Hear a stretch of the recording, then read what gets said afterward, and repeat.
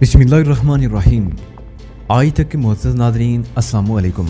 अब किस नंबर 330 मुलाहिज़ा फरमाएं। मैं उसकी दिली कैफियत से बाखूबी आगाह था, लिहाजा उस जानिसार साथी के लिए मुझे खुद को फरामोश करना पड़ा। मैं भूल गया कि कौन हूँ, कहाँ से आया हूँ, किधर आया हूँ और किस मकसद के लिए आया हूँ। इस सालनुमा कमरे में सिर्फ दो दिल धड़क रहे थे और वक्त जैसे थम कर रह गया था। अगर वक्त आगे ना बढ़े तो तारीख रकम नहीं होती, कोई वाक़या सानिया तारीख के रिकॉर्ड में नहीं आता। शायद इसलिए ये जालिम अपनी मखसूस रफ्तार से धीरे धीरे आगे बढ़ता रहता है और हमारी बेखबरी में ये हमारा अच्छा बुरा रिकॉर्ड मुरतब करता चला जाता है, हम चाहे इसे तस्लीम करें या ना करें। अगरचे हमें यही महसूस हो रहा था कि वक्त थम गया है, लेकिन ये हमारी बेखुदी और खुद फरामोशी का समर था, वरना ये शातिर तो लम्हा बलमा अपना रास्ता पाट रहा था और इसी दौरान में हमारी तारीख भी रकम कर रहा था कि हम दोनों ने अपनी ज़िंदगी से चुराए हुए कितने लम्हात किन हालात में गुजारे, किसने किसको किस कैफियत से गुजारा और कौन कौन से एहसासात से आशना हुआ। हाल का गुजरा हर लम्हा माजी में बदल रहा था, एक दूसरे की कुर्बत में बताई हुई ये सायतें अमर हो रही थी। माजी को बदलना किसी के इख्तियार में नहीं। आशनाई और आगाही की सिफात रखने वाले खुद फरामोशी के वो लम्हात देर पा साबित ना हुए और हम दोनों वापस आ गए। सद्दफ का बदन जज्बात की शिद्दत से होले होले लड़ रहा था। मैंने उसकी पेशानी पर एक सच्चा बोसा शब्द किया और थपकने वाले अंदाज में उसके कंधों को सहलाने लगा। वो बिखरी हुई आवाज में बोली, फजदान, मैंने मार डाला, तुम्हारे दुश्मनों का सफाया कर दिया। मैं उसकी बात सुनकर चौंक उठा, फिर मुझे याद आया कि मैंने दूसरे कमरे में उसके कारनामे की आवाजें सुनी थी। मैं एक झटके से सीधा हुआ और उस हालनुमा कमरे में नजर दौड़ाई। उस कमरे में दाखिल होने के बाद मैंने सद्दफ के सिवा किसी शय पर ध्यान नहीं दिया था। एक दीवार के नजदीक मुझे चौधरी दिलदार बेसुध पड़ा दिखाई दिया। उससे कुछ फासले पहले एक नौजवान भी जमीन बोझ था। मुझे ये समझने में दुश्वारी पेश ना हुई कि वो चौधरी नवाजिश अली का सपूत फैसल था। उसी लम्हे मेरे ज़हन में सद्दफ के अल्फाज गूंजे, फैतान, मैंने मार डाला, तुम्हारे दो दुश्मनों का सफाया कर दिया। तो क्या चौधरी दिलदार और फैसल जहन्नुम मकानी हो चुके थे? इस सनसनीखेज सवाल से मेरे कदमों में जुम्बश पैदा हुई और मैं लपक कर चौधरी दिलदार के पास पहुंच गया। मैंने बगौर उसका मुआयना किया, लेकिन कोई भी वाइटल साइन मेरी पकड़ में ना आ सका। मैं कोई सनद याफ्ता डॉक्टर नहीं था कि उसकी मौत का सर्टिफिकेट जारी कर देता। तब मुझे 99% यकीन था कि चौधरी दिलदार अब इस दुनिया में बाकी नहीं रहा। मैं जल्द से फैसल के करीब आया और उसका जायजा लेने लगा। वो सिर्फ बेहोश था। मैंने उसके जिस्म में जिंदगी को तलाश कर लिया। फैसल का सर शदीद जख्मी था और वहां से खून भी निकल रहा था। मैंने दूसरे कमरे में जिस भारी भरकम शय को दीवार के साथ टकराते सुना था, वो फैसल ही हो सकता था।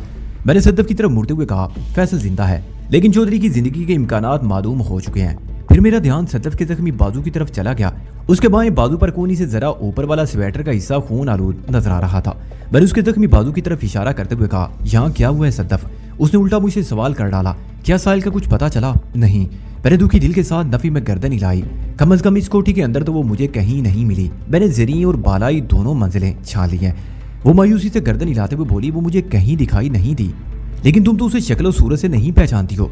तुम्हें तो पहचानती हूँ, वो बेसाख्ता बोली। उसने जू मैंने जवाब दिया तो मैं गड़बड़ा गया। फिर दोबारा उसके जख्मी बाजू के बारे में इस्तफसार किया तो उसने बताया, फैसल ने खंजर का वार करके उसे जख्मी कर दिया था। अज़ां बाद सद्दफ ने वो खंजर फैसल से छीन कर पाएं बाग की तारीकी में कहीं फेंक दिया था। मेरा ख्याल है कोई सीरियस जख्म नहीं होगा, वो जख्मी बाजू को दबाते हुए बोली, वरना मैं तकलीफ की शिद्दत से बेताब हो जाती। अभी उसकी बात खत्म नहीं हुई थी कि मैंने उसके चेहरे पर अजियत के आसार नमूदार होते देखे। इसका मतलब था वो सब ठीक है कि अदाकारी कर रही थी, वरना उसके बाजू में अच्छी खासी तकलीफ मौजूद थी। खून का फैलाव भी यही जाहिर करता था। मैंने कहा, तुम अपने जख्मी बाजू से स्वेटर को ऊपर हटाओ, मैं जख्म का जायजा लेना चाहता हूँ। मेरे अंदाजे में तहकम की आमेजिश थी। सदफ ने एक लम्हा मुतामलाना अंदाज से मुझे देखा, फिर वो बाईस की स्वेटर की आसीन को ऊपर उठाने लगी। अगले लम्हे उसका मोमी बाजू मेरी निगाह में चमका, मगर मैं उस बाजू की लहमियाती सिफात को नजरअंदाज करने पर मजबूर हो गया, क्योंकि बाजू के खतरनाक कट ने मेरी तमाम तर तवज्जो अपनी जानिब मबजूल कर ली। ओह, ये तो खासा गहरा कट है, मैंने तशवीशनाक लहजे में कहा। वो जबड़े भींचते हुए बोली, सब ठीक हो जाएगा। खुद बखुद कुछ ठीक नहीं होता। मैंने उसके जख्म को घुमा फिरा कर देखा। तुम्हें फौरी तिब्बी इमदाद की जरूरत है, ठहरो। मैं उसे छोड़कर कमरे में कुछ तलाश करने लगा। फिलहाल अगर तुम्हारे जख्म को किसी कपड़े से बांध भी दिया जाए तो काम चल जाएगा, ट्रीटमेंट बाद में होता रहेगा। जल्दी मुझे चादर नुमा एक कपड़ा मिल गया। मैंने उस कपड़े में से मुनासिब लंबाई की एक पट्टी फाड़ी और कसकर उसे सद्दफ के जख्मी बाजू पर बांध दिया। इस तरह कम से कम खून का इखराज तो बंद हो जाता। इस काम से फारिग होने के बाद हमने एक मरतबा फिर साहिल को इस कोठी में तलाश किया, लेकिन इस तलाश का नतीजा भी सिफर के बराबर ही बरामद हुआ। मुझे यकीन होने लगा चौधरी दिलदार ने ठीक ही कहा होगा। मेरी साहिल को मेरे वहां पहुंचने से पहले ही हटा दिया गया था। इस कोठी में अब हमारी दिलचस्पी के लिए कुछ भी बाकी नहीं रहा था। मेरा दिल जिसे चाहता था जब वो ही ना मिली तो क्या फायदा। कोठी में ऊपर नीचे कोई भी शख्स ऐसा नहीं था जो हमारी राह की रुकावट बनता। सब अपनी अपनी नींद में थे। صدف نے پوچھا سمجھ میں نہیں آ رہا ان لوگوں نے ساحل کو کہاں بھیج دیا؟ میری سمجھ میں آ رہا ہے، میں نے گمبھیر آواز میں کہا۔ اس وقت ہم دوبارہ اسی خال نما کمرے میں آ چکے تھے جہاں چودھری دلدار اور فیصل مذکورہ حالتوں میں پڑے تھے۔ تمہاری سمجھ میں کیا آ رہا ہے؟ صدف نے پوچھا۔ وہ اب تک میرے ساحل، شعیب غوری، چودھری نوازش علی اور دیگر اہم افراد کے بارے میں بہت کچھ جان چکی تھی۔ میں اس کے سوال کے جواب میں وہ حقیقت بیان کر دی جو چودھری دلدار کی زبانی مجھے پتہ چلی تھی۔ اوہ، اس نے پیشانی پر ہاتھ مارا، یہ تو بڑی گڑبڑ ہوگی۔ پھر وہ تشویش بھرے لہجے میں بولی ساحل کو بائی روڈ بھیجا گیا ہے یا بائی ایئر؟ مجھے یہ جاننے کا موقع نہیں مل سکا۔ میں نے صاف گوئی سے کام لیا۔ وہ بے تابی سے بولی تب ہمیں فوری طور پر کراچی روانہ ہو جانا چاہیے، تم نے صبح کے ٹکٹ بھی بنوا رکھے ہیں، انہیں اور پیچھے کروانے کی کوشش کرتے ہیں۔ میں نے کہا ایسے بھی مسئلہ حل ہوتا نظر نہیں آ رہا۔ کیا مطلب؟ وہ حیرت سے مجھے دیکھنے لگی۔ مطلب یہ اگر ساحل کو بائی روڈ کراچی بھیجا گیا ہے تو وہ کل دوپہر تک یا اس کے بعد وہاں پہنچے گی۔ ہم صبح یہاں سے روانہ ہوں تو اس کے وہاں پہنچنے سے پہلے ہم کراچی میں ہوں گے، لہذا فوری طور پر روانہ ہونے کی ضرورت نہیں۔ میں ایک لمحے کو روکا، پھر بات جاری رکھتے ہوئے کہا اگر وہ بائی ایئر گئی ہے تو اس وقت تک وہ شعیب غوری کے قبضے میں جا چکی ہوگی۔ ہم صبح سے پہلے کراچی پہنچے یا دوپہر سے پہلے، اس سے کوئی فرق نہیں پڑے گا۔ وہ بیزاری سے بولی کہ ہم ہاتھ پر ہاتھ رکھے اس کوٹھی میں بیٹھے رہیں گے؟ ہرگز نہیں۔ میں نے بے سود پڑے فیصل کی طرف دیکھا اور صفاقی سے کہا میرے درینہ دشمن کی ایک نازک کمزوری اس وقت میری دسترس میں ہے، میں اسے اپنے ساتھ لے جاؤں گا۔ زندگی میں پہلی مرتبہ چودھری نوازش کا کوئی اہم مورا میرے ہتھے چڑھا ہے۔ بے اختیار میری آواز کی سنگینی بڑھتی چلی گئی۔ میں دیکھوں گا کہ چودھری نوازش کا اب کیا حال ہوتا ہے، جب اپنے کلیجے پر ہاتھ پڑے تو کیسا محسوس ہوتا ہے۔ جب چودھری نوازش اور شعیب غوری نے ساحل کو مجھ سے دور کر کے اسے جس پنجرے میں پھنسایا ہے اس پنجرے کا تالا اس چابی سے کھلے گا۔ میں نے بڑی بے رحمی سے فیصل کی طرف اشارہ کیا اور پھر صدف کی جانب دیکھتے ہوئے کہا تم نے مجھ پر بہت بڑا احسان کیا ہے صدف، فیصل تمہاری ہی وجہ سے میرے ہتھے چڑھا ہے، میں تمہارا یہ احسان، تو اب تم میری دوستی کو جوتے مارو گے۔ وہ قطع کلامی کرتے ہوئے بولی سوری، مجھے احساس ہو گیا احسان والی بات اسے ناگوار گزری تھی۔ میں نے کہا اتنی بڑی کامیابی کے بعد میں تھوڑا، میرا مطلب ہے پتہ نہیں مجھے کیا ہو گیا تھا۔ کسی وضاحت کی ضرورت نہیں۔ وہ میرے ہونٹوں پر اپنا ہاتھ سجاتے ہوئے بولی ہمیں پہلی فرصت میں یہاں سے نکل جانا چاہیے، ورنہ منشا اور اس کے حواری کسی بھی وقت یہاں پر آ سکتے ہیں۔ انہیں نقلی وجدان کی تلاش میں گئے ہوئے کافی دیر ہو چکی ہے۔ میں نے اپنی ریسٹ واچ میں وقت دیکھا، رات کے 12:30 بج رہے تھے۔ منشا وغیرہ کو گئے ہوئے واقعی لگ بھگ 2.5 گھنٹے بیت چکے تھے۔ یہ تاخیر سمجھ میں آنے والی بات نہیں تھی، لیکن صدف نے جس پہلو کی طرف توجہ دلائی وہ میری سمجھ میں آ گئی۔ اگلے 5-6 منٹ کے اندر ہم نے جیسے تیسے کر کے فیصل کو ٹویوٹا کرولا کی ڈیکی میں پہنچا دیا۔ اس سے پہلے ہم نے وہاں سے اپنے بیگز نکال لیے۔ اگلی لمحے ہماری گاڑی ڈیفینس فیز 2 کی اس کوٹھی سے رخصت ہو رہی تھی۔ ڈرائیونگ سیٹ پر میں قابض تھا۔ جب ہم اس گلی میں سے نکل کر مین روڈ پر آئے تو اسی وقت ایک جیپ فراٹے سے گلی میں داخل ہوئی۔ اس جیپ میں کل 4 افراد سوار تھے۔ میں منشا کو صورت سے پہچانتا نہیں تھا، لیکن قوی امید تھی کہ وہ نقلی وجدان کی تلاش میں ناکام لوٹنے والے افراد کا قافلہ تھا۔ میں نے رک کر یہ دیکھنے کی کوشش نہیں کی کہ وہ لوگ کس کوٹھی میں داخل ہوتے ہیں۔ میں اس وقت ایک ایسے ہوائی گھوڑے پر سوار تھا جو اپنی منزل تک نان سٹاپ فلائی کرتا ہے، دائیں بائیں دیکھے بغیر نہ کسی میں سفر کرتا ہے۔ نئے ماڈل کی وہ ٹویوٹا کرولا کسی فلائنگ خار سے کم نہیں تھی۔ گلبرگ 3 والی وہ کوٹھی تاریکی اور سناٹے میں ڈوبی ہوئی تھی۔ اس وقت رات کا 1 بجا تھا، لیکن اس کا یہ مطلب نہیں تھا کہ فرید بادشاہ کی کوٹھی ایسا ویران منظر پیش کرنے لگے۔ کم از کم گیٹ پر مسلح گارڈ کو تو نظر آنا چاہیے تھا۔ کوٹھی کے کسی اندرونی حصے میں کوئی لائٹ آف ہو تو، مگر گیٹ اور سامنے کا حصہ اندھیرے کی لپیٹ میں دکھائی دے رہا تھا۔ میری طرح صدف نے بھی صورتحال کی سنگینی کو محسوس کر لیا اور تشویش بھرے لہجے میں بولی فیضان، اس کوٹھی میں کوئی گڑبڑ ہو چکی ہے، میرا بھی یہی خیال ہے۔ میں نے کوٹھی کی جانب دیکھتے ہوئے کہا۔ وہ بولی ہم جب صبح یہاں سے روانہ ہوئے تھے تو سب کچھ ٹھیک ٹھاک تھا۔ سب کچھ ہمیشہ ٹھیک ٹھاک نہیں رہتا صدف، مجھے خود اپنی آواز اجنبی سی لگی۔ ہاؤ دیکھتے ہیں اس کوٹھی پر کیا بیت چکی ہے۔ فرید پاشا کے پڑوسی ویسے بھی ان دنوں اپنی کوٹھیوں میں موجود نہیں ہوتے۔ دائیں جانب والی کوٹھی کے مکین کچھ عرصے کے لیے اسٹیٹس گئے ہوئے تھے اور بائیں طرف والی کوٹھی برائے فروخت ہو چکی تھی۔ میں نے گاڑی کو گیٹ کے سامنے روکا اور صدف کے گاڑی کے اندر ہی رہنے کو کہا۔ میں تمہیں اکیلے کوٹھی کے اندر جانے نہیں دوں گی، وہ چٹانی لہجے میں بولی۔ ضد نہ کرو صدف، تم زخمی ہو۔ میں نے کہا میں ذرا جا کر جائزہ لے آؤں، پھر تمہیں بھی بلا لوں گا۔ وہ جلدی سے بولی کچھ بھی نہیں، میں تمہارے ساتھ جاؤں گی۔ مجبوراً مجھے اس کی بات ماننا پڑی کیونکہ بآسانی وہ میری بات نہیں مان رہی تھی۔ میں نے پہلے گاڑی کو کوٹھی کے اندر پہنچایا۔ گیٹ کو کھلوانے کے لیے کسی سے کہنا نہیں پڑا کیونکہ آلریڈی گیٹ کھلا ہوا تھا۔ جلدی مجھے پتا چل گیا کہ وہاں کی لائٹس کو کس طرح آف کیا گیا تھا۔ میں نے جدھر بھی نگاہ اٹھائی لائٹ کو ٹوٹا پایا اور یہ فائرنگ کا نتیجہ تھا۔ سب سے پہلے میں نے سیکورٹی گارڈ عمر دین کے کیبن نما کمرے میں جھانکا۔ وہاں کا منظر بڑا وحشتناک تھا۔ اندھیرا ہونے کے باوجود بھی میں نے دیکھ لیا گارڈ کیبن کے فرش پر آڑا ٹیڑھا پڑا تھا، قریب اس کی گن بھی موجود تھی۔ میں نے گارڈ کو چھو کر دیکھا تو مجھے یقین ہو گیا وہ دوسری دنیا کے سفر پر روانہ ہو چکا تھا۔ میں نے سرسراتی آواز میں کہا صدف ہماری غیر موجودگی میں یہاں پر کوئی سنگین کارروائی ہو چکی ہے اور میرا خیال اس واقعے کو زیادہ وقت نہیں گزرا۔ کیبن میں اگرچہ اندھیرا تھا تاہم باہر سے آنے والی ناکافی لائٹ نے وہاں دیکھنے کی آسانی پیدا کر دی تھی۔ صدف بھی سیکورٹی گارڈ کو ملاحظہ کر چکی تھی۔ اس نے کہا فیضان ہمیں فوری طور پر اپنے ساتھیوں کی خبر لینا چاہیے۔ پھر ہم آنن فانن کوٹھی کے اندرونی حصے میں داخل ہو گئے۔ اندر کا جائزہ لینے کے لیے لائٹس کا ہونا بہت ضروری تھا کیونکہ باہر والی جیسی تیسی روشنی وہاں تک رسائی حاصل نہیں کر سکتی تھی۔ میں نے بڑی صورت سے سوئچ بورڈ تلاش کر کے وہاں موجود تمام بٹن آن کرنا شروع کر دیے۔ اس وقت مجھ پر ایک وحشت سی سوار تھی۔ میری یہ کوشش جزوی طور پر برابر ہو سکی۔ میں چند لائٹس کو آن کرنے میں کامیاب رہا۔ ان لائٹس کی بدولت دوسرے کمروں میں دیکھنا بھی آسان ہو گیا۔ اس کا مطلب یہی تھا کچھ لائٹس کو توڑ دیا گیا تھا۔ اسلحے کے نام پر ہمارے پاس ایک کلاشنکوف اور ایک پسٹل موجود تھا۔ میں نے صدف کو جو ریوالور دیا تھا اس نے چودھری دلدار ہی کی کوٹھی میں کہیں پھینک دیا تھا۔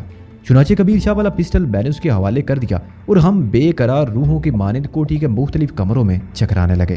یہ چکر ہمارے جی کا آزار بن گئے۔ ہماری بے قرار روحیں ایک کربناک عذاب سے دوچار ہو گئیں۔ ہم نے اس کوٹھی کا جو معائنہ کی اس کی تفصیل بڑی لرزہ خیز تھی۔ وہاں پر بڑے وحشتناک انداز میں خونی کارروائی کی گئی تھی۔ کمروں کے مختلف حصوں سے شدید فائرنگ کے آثار مل رہے تھے اور سب سے بڑا آثار وہ ہلاکتیں تھیں جو اس فائرنگ کے نتیجے میں ہوئی تھی۔ اللہ دیتا سیکورٹی گارڈ عمر الدین فرید پاشا کا اسسٹنٹ تحسین اور اس کی نوبیاتہ بیوی ناہید اب اس دنیا میں موجود نہیں رہے تھے۔ وہ ہمارا ساتھ چھوڑ کر بہت دور جا چکے تھے، اتنی دور کہ جہاں سے ان کی خیریت ہم تک نہیں پہنچ سکتی تھی۔ ہمارے ساتھیوں کو بڑی بے دردی سے موت کے گھاٹ اتارا گیا اور اس کارروائی کو ابھی زیادہ وقت نہیں گزرا تھا۔ لاشیں پکار رہی تھیں۔ ان میں سے خارج ہونے والا لہو اس بات کی گواہی دے رہا تھا کہ گھنٹہ 2 گھنٹے پہلے وہ لوگ ایسے نہ تھے۔ اس دنیا کے دیگر انسانوں کی طرح وہ بھی ہنس بول سکتے تھے اور دوسروں کو بھی ہنسنے بولنے پر مجبور کر سکتے تھے، لیکن اب کچھ بھی باقی نہیں رہا۔ سب ملیا میٹ ہو گیا تھا، فنا ہو گیا تھا سب کچھ۔ میں نے اس خونی کارروائی کے ذمہ داروں کے بارے میں سوچا تو میرے ذہن میں بنشا کا نام چمک اٹھا۔ پچھلے 2 دنوں میں نے اسے بہت ذیق پہنچائی تھی۔ اس کے بندے پے در پہ منزل سے غائب ہو کر فاضلیہ کالونی والی کوٹھی کے تہہ خانے میں پہنچ رہے تھے۔ وہ ان کے قیام کے بارے میں کچھ نہیں جانتا تھا، البتہ اس بات کا اسے یقین تھا کہ اس کارروائی کے پیچھے میرا ہاتھ ہے۔ وہ میرے اس ٹھکانے سے بخوبی آگاہ تھا اور آج رات کے پہلے پہر چودھری دلدار سے اسے وجدان کی تلاش میں بھی روانہ کیا گیا تھا۔ میں جیسے جیسے سوچتا گیا حالات کے ڈانڈے آپس میں ملنے لگے۔ جلدی میں اس نتیجے پر پہنچ گیا کہ وہ وحشتناک کارنامہ منشا کے سوا کسی اور کا نہیں ہو سکتا۔ اسی لمحے صدف نے چونکے ہوئے لہجے میں پوچھا وجدان زرگل کہیں نظر نہیں آ رہی؟ زرگل؟ میں اچھل پڑا اور یہ اچھلنا بے اختیار تھا۔ مجھے خود پر حیرت ہوئی میں اب تک اس پشتون دوشیزہ کو کیوں بھولا ہوا تھا۔ زرگل کا خیال آتے ہی اس کے دشمن چاچا حکمت یار کا نام بھی میرے ذہن میں تازہ ہو گیا اور میں نے ایک لمحے کے لیے یہ بھی سوچا کہ کہیں یہ کارروائی حکمت یاری کی تو نہیں۔ ممکن ہے اس نے زرگل کا سراغ لگا لیا ہو اور اسے حاصل کرنے کے لیے اس نے یہ خون ریزی کی ہو۔ ہم نے ایک مرتبہ پھر کوٹھی کی دونوں منزلیں دیکھ ڈالی لیکن وہ کوٹھی زرگل کے وجود سے خالی تھی۔ صدف نے الجھن زدہ لہجے میں کہا یہ کہاں چلی گئی؟ میں خود بھی بہت الجھا ہوا تھا۔ میں نے کہا اس کوٹھی میں تو موجود نہیں۔ اس کا یہی مطلب ہے وہ کہیں چلی گئی ہے یا پھر اسے اپنے ساتھ زبردستی لے جایا گیا ہے۔ زبردستی ساتھ لے جانے والا خیال میرے دل میں حکمت یار کے حوالے سے آیا تھا، لیکن صدف اس کہانی سے واقف نہیں تھی، اس لیے اس کی الجھن بڑھ گئی۔ فیضان جہاں تک میں اندازہ لگا پائی ہوں یہ تمہارے دشمن منشا کی کارروائی ہو سکتی ہے، صدف نے ٹھہرے ہوئے لہجے میں کہا۔ اگر وہ زرگل کو اپنے ساتھ لے جاتا تو وہ ہمیں جیپ کے اندر کہیں نظر آ جاتی۔ تمہاری طرح میں نے بھی اس جیپ میں 4 مردوں ہی کو دیکھا تھا۔ ہم باتیں کرتے ہوئے ڈرائنگ روم میں آ گئے۔ میں نے کہا تمہاری بات میں وزن ہے۔ ہم نے جس جیپ کو بڑی تیزی سے چودھری دلدار والی گلی میں مڑتے دیکھا تھا، اگر اس جیپ میں منشا اور اس کے 3 ساتھی ہی تھے تو پھر یقین سے کہا جا سکتا ہے وہ لوگ زرگل کو اپنے ساتھ نہیں لے کر گئے۔ میں ایک لمحے کو خاموش ہوا، پھر بات مکمل کرتے ہوئے کہا ابھی تک تو یہ بھی طے نہیں ہوا کہ اس کوٹھی پر ہونے والی کارروائی کا ذمہ دار منشا ہی ہے۔ اگر یہ لردہ خیز کارروائی منشا کی ہے تو اسے بھی وہاں پہنچ کر اینٹ کا جواب پتھر سے ہی ملے گا۔ صدف نے کہا ہم نے بھی چودھری دلدار کی کوٹھی پر کچھ کم ہنگامہ آرائی نہیں کی۔ وہ ایک لمحے کو رکی، پھر چونکتی ہوئی آواز میں بولی وہ کیا ہے؟ اس جملے کی ادائیگی کے بعد وہ ایک دیوار کی جانب بڑھ گئی۔ میں نے اس کے تعاقب میں نگاہ دوڑائی تو مذکورہ دیوار پر مجھے ایک پرچہ چسپان نظر آیا۔ میں بھی صدف کی تقلید میں آگے بڑھ گیا اور دیوار کے قریب پہنچ کر صورتحال واضح ہو گئی۔ اس پرچے کی تحریر نے میرے خدشات کی تصدیق کر دی۔ وہ ایک وارننگ تھی، ایک پیغام تھا جو کہ میرے نام تھا۔ وجدان تم نے یقیناً اب تک اپنے ساتھیوں کا حشر دیکھ لیا ہوگا۔ ذرا تصور کرو اگر تم بھی ان کے ساتھ کوٹھی کے اندر موجود ہوتے تو کیا ہوتا؟ تم نہیں جواب دے سکتے کیونکہ جواب دینے کے لیے تم زندہ ہی نہ ہوتے، بلکہ اپنے انہی جان نثار پشت پناہوں کے ساتھ اس وقت خاک و خون میں لوٹ رہے ہوتے۔ وجدان میں بنشا تمہارا اصلی باپ تمہیں بتا رہا ہوں کہ تم واقعی بہت خوش قسمت ہو، ہاتھ میں آتے آتے نکل جاتے ہو۔ लेकिन इस खुशफहमी में ना रहना कि हमेशा किस्मत तुम्हारा साथ देगी। यकीन जानो मैं बहुत जल्द तुम्हारी शाह रग काट कर रख दूंगा। तुमने अब तक मुझे नाकाबिले तलाफी नुकसान पहुंचाया है, जिसकी वजह से बास के सामने मेरी बहुत सुबकी हो चुकी है। मैं तुम्हें जिंदा नहीं छोड़ूंगा वहीदान। वहीदान से शुरू होने वाला ये इतलानामा वहीदान पर ही खत्म हो गया। मैंने गहरी सांस खारिज की और जेरे लब बड़बड़ाया, हरामजादे, ये तो तुम्हें अपने बास की कोठी में दाखिल होने के बाद पता चलेगा कि कौन किसका असली बाप है। सद्दफ ने कहा, सर्कल को हम कहाँ तलाश कर सकते हैं? मैंने उसके अदा करदा अल्फाज में तकलीफ को महसूस कर लिया। यकीनी तौर पर बाजू का जख्म उसे परेशान कर रहा था। वह इतना गहरा कट तो नहीं आया था कि स्टिचिंग की जरूरत पेश आती। बहरहाल फौरी मरहम पट्टी जरूरी थी। मैंने हंगामी पट्टी बांधकर खून के इखराज को वक्ती तौर पर तो रोक दिया, लेकिन बाकायदा ट्रीटमेंट होना चाहिए था। इस कोठी में फर्स्ट एड बॉक्स मौजूद था। मैंने जरगल के जख्मी बाजू की तीमारदारी भी खुद अपने हाथों से की थी। ये एक इत्तफाक ही था कि मेरे नजदीक रहने वाली दोनों खवातीन के बाजू जख्मी हुए थे। जरगल का दायां शाना घायल था और सद्दफ का बायां बाजू जख्मी हो गया था। थोड़ी सी तलाश के बाद मैं फर्स्ट एड बॉक्स तक रसाई हासिल करने में कामयाब हो गया। मैंने ड्राइंग रूम में बैठे बैठे सद्दफ का हाई नेक लूज स्वेटर उतरवाया।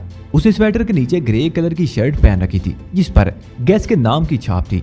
ये एक बहुत बड़ी गैर मुल्की गारमेंट कंपनी है। इसके अलावा भी इनके बहुत से कारोबार हैं। मैंने बारीक बीनी से सद्दफ के जख्म का मुआयना किया। वो कट लगभग 2 इंच का था। मैंने एंटीसेप्टिक लोशन से जख्म को साफ किया और बेंजेनको की पट्टी कर दी। ये दवा खून रोकने के साथ साथ जख्म को भी ठीक कर देती है। ये किस्म का टेंक्चर है और बहुत ही मौसर साबित हुआ है। सद्दफ की ड्रेसिंग हो चुकी तो उसने कहा, वहीदान, तुम्हारा शिकार फैसल भी शदीद जख्मी है। अगर उसको इस्तेमाल करके तुमने चौधरी नवाज़ अली को झुकाना है तो भी इसकी देखभाल जरूरी है। वो एक अहम बात की तरफ मेरी तवज्जो दिला रही थी। वाकई इस संपूरी को दूध पिलाना बहुत जरूरी था। मैंने सद्दफ को थोड़ी देर आराम करने को कहा और खुद बाहर खड़ी गाड़ी की तरफ चला गया। टोयोटा करोला गेट के नजदीक की कोठी के अंदर खड़ी थी और फैसल को हम उस गाड़ी की डिक्की में डालकर यहाँ तक लाए थे।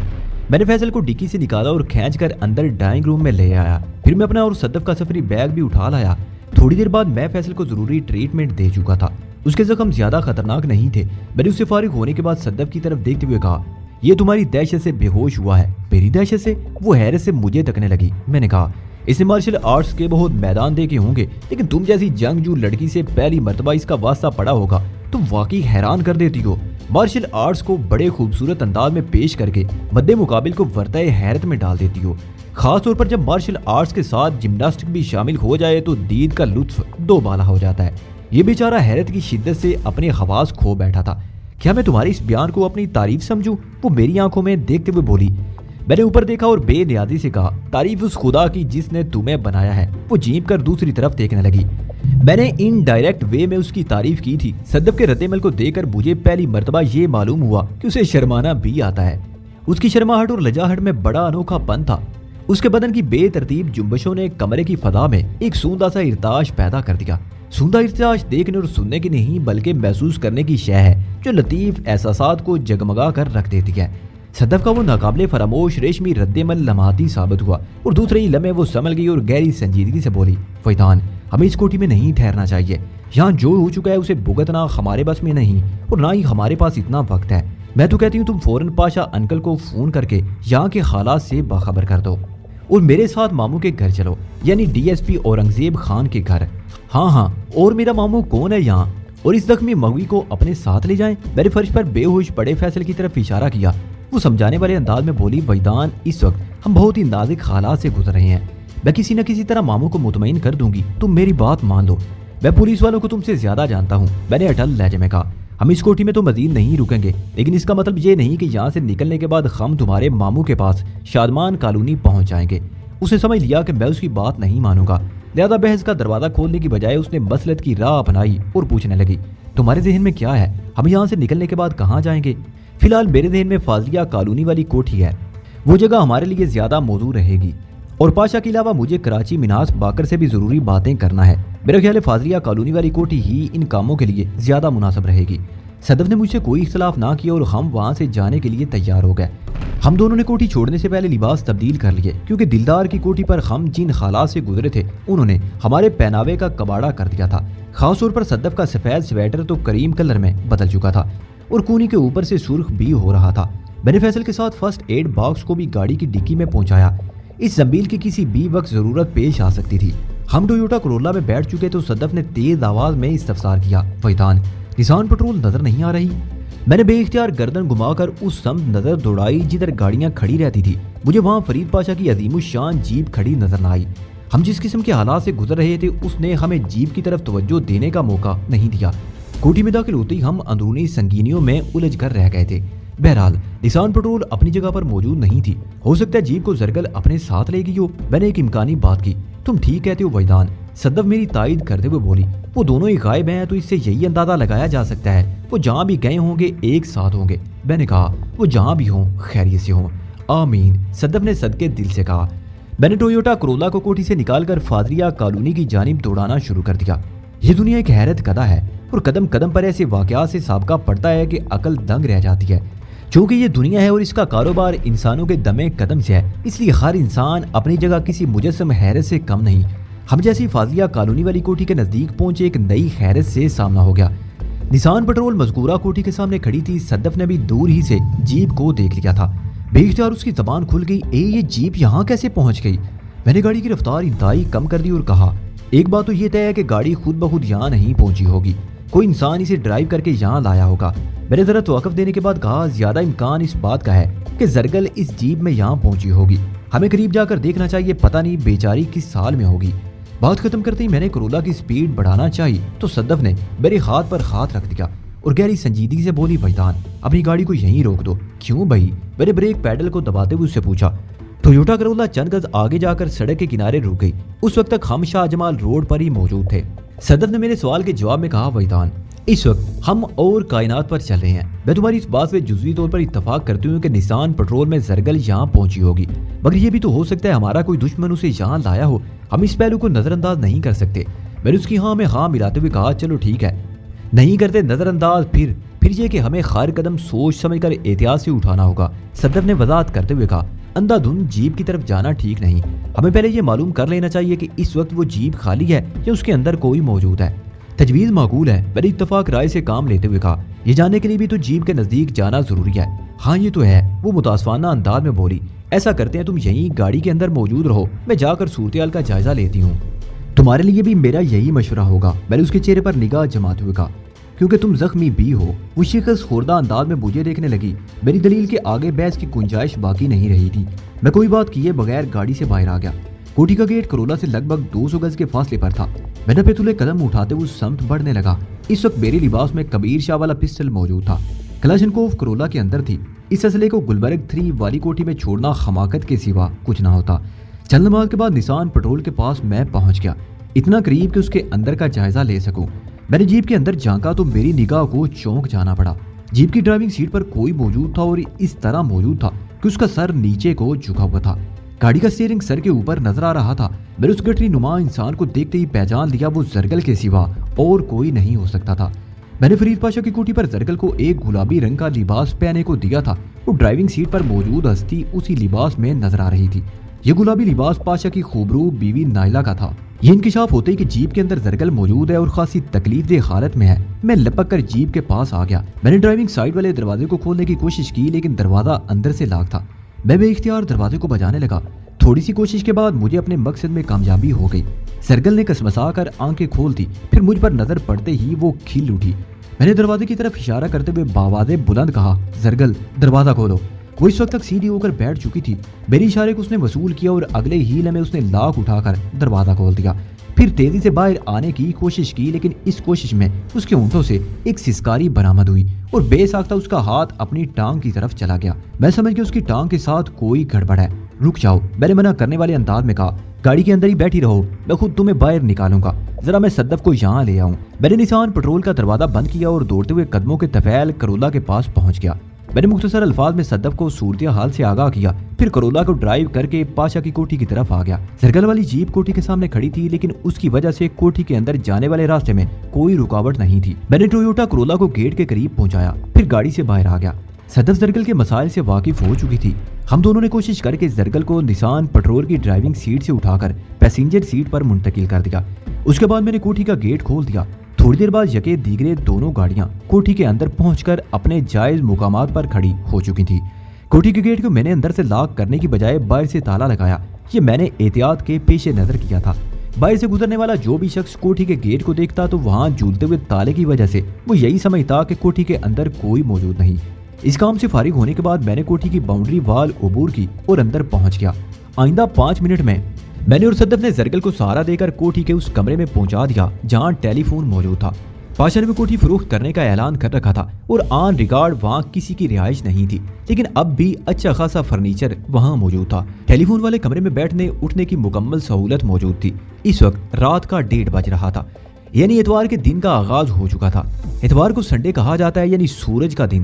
سورج اس کائنات کو روشنی اور حرارت بخشتا ہے، لیکن اس وقت فضا میں اچھی خاصی ٹھنڈک اتر آئی تھی۔ یہ رات کا کمال تھا کیونکہ رات میں آسمان پر چاند کی حکمرانی تصور کی جاتی ہے۔ چاندنی ہمیشہ ٹھنڈک ہی پہنچاتی ہے، شاید اسی وصف کی بنا پر چاند کو محبوب کا درجہ دیا جاتا ہے۔ زرگل اندر کمرے میں پہنچی تو اس کی حالت قدرے بے حال نظر آنے لگی۔ میں گلبرگ والی کوٹھی پر پیش آنے والے واقعات جاننے کے لیے بے چین ہو رہا تھا، لیکن پہلے زرگل کی کیفیت معلوم نہ کرنا خود غرضی اور غیر اخلاقی حرکت ہوتی۔